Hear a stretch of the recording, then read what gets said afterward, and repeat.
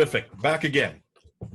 This has been such a huge, well, there's been such a great response to the video we put up yesterday on the Idris map, this map that shows much older Mecca, much further north, up in where we know Ur used to be, or one of the Urs, where the Edessa comes from, and also halfway between Edessa and Haran. So we're now going to go, and what I said at the very end of our talk yesterday, I asked people to write their comments and to do so at the bottom, the comment section that is there, and lots of you have written your comments. Over 21,000 of you viewed the video already, and that's really quite a substantial number in one day on a topic that's quite academic and not entertaining. So it's terrific that you have responded. Thank you for that. I have now Mel come back again. It's in the evening for him. It's still in the afternoon for us here in the United States. And I've asked Mel to answer some of the questions, some of the burning questions that are coming out, because you are throwing questions at Mel. And that's why he's made himself disposed to help you out, to bring out these difficulties. This is the peer review that we've been talking about. We needed to get you peers to throw things at him, to make sure that he gets the references right, to make sure that he also gets his dates right, and make sure that he gets his interpretation of those references and those dates. So, Mel, are you there? I am, Jay. Thanks for inviting me back. Terrific. Okay. Now, what I want to do, Mel, I want to look at some of these questions. I will be asking you the questions. I think you have them in front of you now, so these won't be questions that you're not aware of. In fact, you sent these questions to me. And I want to, one of the things that's been coming up, a number of people have been asking what that map, let's take a look at that map. Explain that map a little bit more, because first of all, it's in English. How could there be a map written in the 12th century by an Arab in English? Can you help us with that one? Yeah, so the map, as we know, is called the Al-Idrisi map from the 12th century, but obviously it's written in English. A kind viewer sent me an email today just to inform me a little bit more of the history of the map, because in terms of the information that is available on the internet, it's very sparse. So subsequently, what I've found is there was a scholar called Conrad Miller in the early 1920s, and he took the map, and I think he spent years making a copy of it, and he changed the Arabic to English. So apart from changing it to English, he was replicating it exactly as it was originally. Now, what we're looking at, and here, let's just show it. Here's the map. There are the English reference points. And then what he has done, he's just taken the Arabic, translated it in English so that we can read it. That's all it is. But this is not, that doesn't in any way eradicate the authority or the credibility of the map. It's just readable. Yeah. So it's not as if the map has been created out of thin air. It's just simply a copy. Obviously, I would prefer that we're talking about the original one, but the difficulty with it would be that it's in Arabic writing. I think the other thing I would point out as well is that people have said, okay, well, the map does say Mecca way up in the top part, which would be in the south. The bottom part. Remember for those, just want to remind you, it's looking as just from space, looking down from the North Pole. So look and assume that you're coming from the top of the globe, looking down onto it. So yes, he does put Mecca and label it Mecca in exactly where you'd expect it in terms of the Hijaz. But the point is that he centers the map on the area called Haran, which actually, even though it looks a tiny little point on the map, it's actually a huge valley, which includes Ur and includes the old Mecca right there in the middle. But obviously, it would be like a tiny little dot if you were to try and label it on the map. So that's not possible. That's why in the map it just says Haran. And I was actually, before this video, I was actually having a look on Google Earth to see the terrain. And it's incredible, the terrain, because you have massive mountains on either side and this lovely plain in the middle. And it fits nicely with the descriptions in terms of, you know, being in a valley between mountains. So it's really, it certainly looks like Mecca. that. Remember what we remind you. I just want to remind readers, the only place that you're going to find Mecca referred to in the Quran is in chapter 48, verse 24, that it's in a valley. If you look at Mecca today, it's not in a valley. There are mountains, but they're quite a ways away. They're a few kilometers away. They're not right there where the Kaaba is. So there's not a Yeah. valley there, and that would not support Mecca. So it's fascinating you brought this up. We've now found a place that fits that. I wanted to add another detail.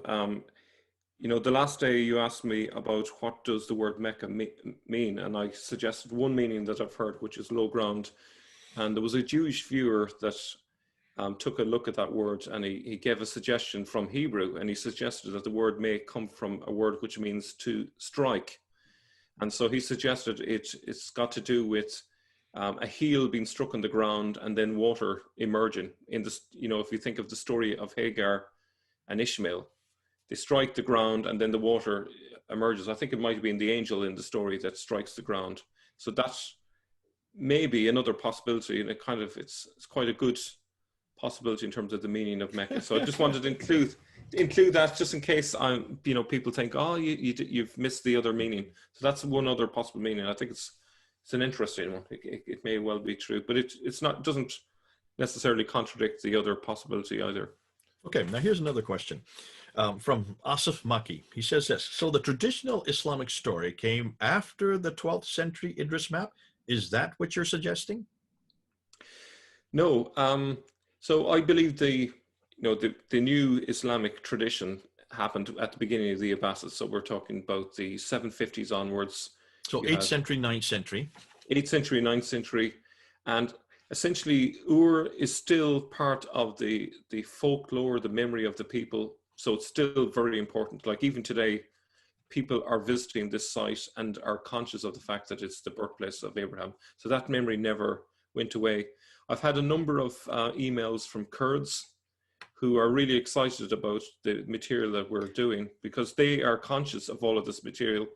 And the Turks are not happy with this material going out because they want to suppress this material because it's quite embarrassing to the Turks. But the Kurds are very conscious of this connection with Abraham in their town. And the Kurds are not happy with the new name that the Turks gave to the town because it hides its earlier name, which was Urfa. They added Shanli Urfa, which means glorious Urfa. But, looking at it from the outside, we can't see its connection with Ur from way back in the past. But they're very conscious. So it's the great thing about traditions is that if you're dealing with a local tradition, it's amazing how long people remember the details of a story. And this is one of the problems with the Hadiths, if I can jump to something else. If we look at before you do that, just so people are clear, it's not that somehow that the traditions are, or this person who wrote this map, Idris, who is from the 12th century, he is just reflecting that folklore that's still there. He's reflecting that. Obviously, the Abbasids have now chosen Mecca way down in the Hijaz, but these you cannot get rid of these traditions that's still floating around. So that's what you're saying, and this map reflects that also.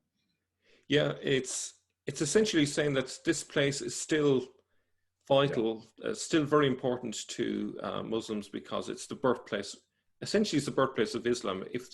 If you believe that Abraham was the father of the three great religions, then obviously Abraham is the father of Islam from a Muslim point of view, and that's why it's right smack in the center. So that's three great still religions. there. You're talking about Judaism, Christianity, and Islam. Yeah. Okay.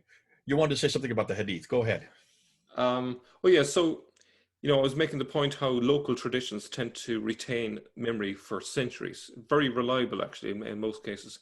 But if we think about the later tradition of Islam, it's all based on hadiths written by people in the wrong location. So they're written by people in eastern parts of Iran, Afghanistan, and so on, Kyrgyzstan. These are the wrong places to be writing records of what Muhammad said because they don't have the local knowledge. So in that context, when stories are supposedly from oral memory, that creates lots of possible areas of confusion. People don't know the local geography, they get things confused, and things get invented, and there's no check there because if the stories were written where it all happened originally, I think you'd have much more reliable information. And that's part of the explanation for why hadiths are so different to those early sources from the 7th century. Yeah. Yeah. This Asif Maki goes on to say, he says, referring to the Chinese reports that you introduced, and he says these Chinese reports make it even stronger. Why? Because the Chinese would not have any agenda. There'd be no reason for them to lie or to create or have a narrative that would purposely be in confrontation to that which they're referring to, and that because of the fact that they had been there. So he's saying that they would not lie due to suspicion with the documentation. And remember, Muhammad did say, seek knowledge even from China, or something of that sort. So it's terrific to see that other people are resonating with what you're coming up with. Now, I'd like to, I remember, just so people are aware, whenever you're talking about the hadith, whenever you're talking about the tafsir and the tahriq and all these traditions are 9th and 10th century. They do come from the Abbasid period, in contradistinction to the Umayyad period that came earlier. And that's why there's a sublimation of the earlier Umayyad period. And there now is a new narrative. And this new narrative now wants to make sure that that Mecca is no longer up in the north, whether that is Petra, whether that is Ur, it is down in the south. And that's why all these narrations, these narrations, yes, were these compilations by al-Bukhari, when he took 600,000, brought it down to 7,000. That have to have that new narrative built into it. The other 98% they've thrown out. One of the questions that, a good question that's come up, and actually I like this question, and that is, you referred not to the one yesterday, the video we had yesterday, but the one earlier, that this quote, you referred to this quotation by Jacob of Edessa, and in the Jacob of Edessa quotation, you referenced that these people from, these people who are facing towards the west in Iraq and who are facing towards the east in outside of Cairo are Muslims. So these Muslims pray towards the west and the east, whereas they should be praying towards the south. This is dated to 688. Now we know that according to the earliest tradition for the word Muslim, that was introduced on the Dome of the Rock in 691. This predates that reference. So is that not a problem? Is that not a contradiction as far as dating is concerned? Yeah, so I suppose the issue here is the fact that a lot of these words are often translated in a conventional manner. So another example of this would be Tayaye is often translated by Robert Hoyland as simply Arab, which isn't a literal translation. So this word Magreye is more like the word Hagarine. So it doesn't have a religious connotation. It's more to do with the fact that they view themselves as descendants from Hagar and Ishmael. And so by translating it as Muslim, it's kind of a loaded term. It's misleading. Probably a better term would be maybe Abrahamist or Hagarine, or even Saracen would be a better term. But okay, so it's not Muslim in the original text. In the same token, the map is Arabic. Whereas we're reading it in English. In the same token, the reference, and unfortunately, we put the word Muslim in there when we shouldn't have. It should be Maghreb. But the word would have been Maghreb in Syriac. Yeah. Okay, terrific. Exactly. All right, here comes another question, and this is probably one that you may want to take a little bit more time to unpack, and that is concerning your references of the north, putting Mecca up in the north. Does that not also confront Dan Gibson's reference to Mecca being in Petra? And he looks at the 5 stages of the Hajj in Petra and shows that every one of those 5 stages corresponds with the same 5 stages we have in Mecca. In fact, even better, because Al-Zaraqi in the 9th century refers to the dimensions of the Kaaba, and the Kaaba that he's referring to, the dimensions exactly fit the Petran Kaaba, not the Meccan Kaaba, or the mountains between the Safa and Marwa, where Hagar is looking for water for her son Ishmael, that she runs back and forth between these 2 mountains. If you look in Mecca, there aren't mountains, they're just rocks. The mountains are in Petra. What are you going to do with this conflict? Is your theory in conflict with Dan Gibson's or not? Not at all. So, in a previous video, I explained the idea that the new Mecca of the Hijaz is a conflation of lots of different ideas brought together. So if we think back of Jacob of Edessa, he tells us that they prayed towards a Qibla, or prayed in the Qibla direction towards a Kaaba. He doesn't mention the location. And then the 741 source just mentions Mecca as being the birthplace of Abraham. So these are definitely separate places. Now, it could be possible that Petra also was given the name Mecca at some point. I don't know when exactly. That could be an area that Dan Gibson might be able to tell us when Can I exactly help got you the name here? Mecca. Actually, that's not what Yeah, Dan is saying. He's not saying that the Mecca, the word Mecca comes from Petra. He is yeah, saying that the stages of the Hajj come from Petra. So that yeah, would have no difficulty whatsoever. It looks like yeah, that in Petra, the Nabateans who give us the language and also give us the name for the name God, the God of Islam as well. Also the traditions of the sanctuary, the traditions of these routines, these 5 different stages that they now do today, those were preceded and those existed in Petra. So this does not at all confront your notion that that yeah. the word Mecca or even the place called Mecca is in Petra. I've never heard Dan say anywhere in any of his videos that the word itself was Mecca. You're Okay. finding where Well, the word so itself is Mecca, and that's what gets me more yeah, excited because yeah, the because you're putting you're in some ways those who put the tradition together, if and that's why it's fascinating because well those who put the tradition together they have to find a place that reproduces where the remember what Dan says. He says that the black stone is the key here. When Ibn Zubair destroyed Petra and fled Petra in 687. He took the black stone with him. And for all the Nabateans and all the Arabs, wherever the black stone was, there was the presence of God. So by taking it yeah, out of Petra, he took the presence of God out of Petra and he took it down to the south. Now, when the Abbasids come, because they were the ones that support Ibn Zubair, remember it's the Abbasids who were the ones that support him against the Umayyads. They then choose Mecca as the new Petra. They got to replace all these different stages of the Hajj. And so they then introduced the black stone there. And it's not that they intentionally did it, but it could be very well that the pilgrims just kept on following where the black stone was. And so they kept on yeah, coming to Mecca. So by virtue of that, it then had to reproduce what was already earlier. Now, what you're saying is when the Abbasids then take over this and destroy the Umayyads and then take over power, they now have the sanctuary, the new sanctuary. They've got to give credibility to that new sanctuary, and they've got to put it with history. So what do? They take the name that was up in Ur, where Abraham's birthplace was, and they then take that name and reproduce it down in the south. yeah, That's why that line that you showed is going straight down. yeah, yeah. It's almost like a direct line. So just to make it really clear for people then, so what I'm suggesting is the Abbasids took the name. I'm not suggesting that Muhammad was even ever in this place called Mecca. He may not have been there. He didn't necessarily have visions there. He wasn't necessarily in a cave there, though there is a cave in Ur, which might be where that part of the story came from. But wherever, as you say, the Kaaba was, that's the focal point. And if we think back to the connection between it and the Jewish religion, there's quite an interesting connection because the Jews call their festivals Hag, which in Arabic is Hajj.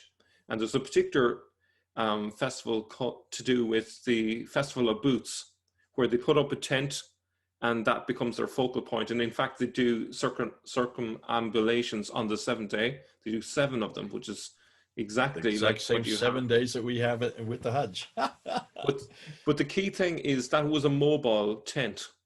So that tent could easily be moved to wherever you wanted to put it. So the idea of our idea nowadays is that the focal point must be fixed. But back in those days, it may not have been so concrete. It could have been more fluid. It's exactly like what you said. It's wherever the black stone is. That's what's key. So you follow wherever the black stone is. Okay. Now, could you help me? And we're going to do a whole. In fact, I'm going to do a whole video just on the black stone. I might call you in to help me with that. The researcher on our Fander team has just done a great study on Elagabalus. We need to look at Elagabalus and see where the black stone came from. It looks like the black stone has existed since the 2nd century AD, and there might be even references to even earlier to the 2nd century BC. So it's been around a long time. It was as a stone. At some point, it was broken up into about 8 pieces Yeah. now, so small pieces today. Listen, God bless you. Thanks so much. You're doing what we need to do. And what I love about you, Mel, is you're actually paying attention to what the people are responding to. And you're taking them seriously. You're not just sloughing them off or throwing them out or disputing with them. You're actually trying to dig down and find out what they're saying, go back and see if that's true. You did a great job by looking at the map here and understanding that, yeah, that's true. It is in English, but there's a reason for that. That's so you can read it. On the same token, you went back and you looked and you asked about whether or not that the word the word is Muslim, and you said no, and it is Muslim. We shouldn't have put Muslim there. When we translate, we should keep the name that it was originally there, Maghreb. And so you've done the same thing in both of these. So thank you for that. There'll be other questions that come up. We'll probably do one. One thing I'd like to do, probably the next video, what you need and I do is I want you to put a timeline. I want you just to stick these different dates and show you so we can see on a timeline visually why these dates are significant in the story that you're talking about. But for now, God bless you. Thank you for being on board. This is then Mel and Jay here talking about the Idris map and trying to explain it a little bit better. Over and out.